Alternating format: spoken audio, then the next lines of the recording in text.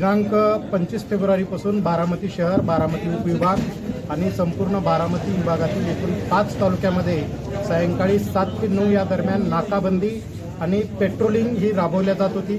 त्याचाच एक भाग म्हणून आज दुपारी आम्हाला माहिती मिळाली की बारामती शहरातील जवळची रोडला एका ओपन प्लॉटमध्ये 2 पांढऱ्या रंगाचे ड्रम लॉक करून पडलेले आहेत। सदर ठिकाणी आमचे पोलीस स्टेशनचे इंचार्ज चिवड शेट्टी साहेब आणि DYSP आम्ही स्वतः जाऊन ते ड्रम ओपन करून पाहिले असता त्यामध्ये गांजा असल्याची आमची खात्री झाली।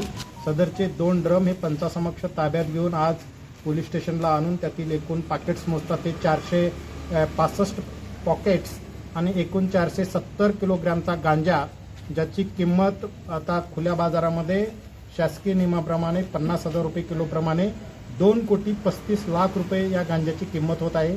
सदरचा गांजा हा या नाकाबंदी दरम्यान कोणीतरी अज्ञात वाहनाने या ठिकाणी टाकून गेलेला आहे अज्ञात आरोपीने। सदर अज्ञात आरोपी, अज्ञात वाहन याचा शोध घेणे, गुन्हा दाखल करणे आणि त्यांचा शोध घेणे ही पुढील प्रक्रिया सध्या चालू आहे।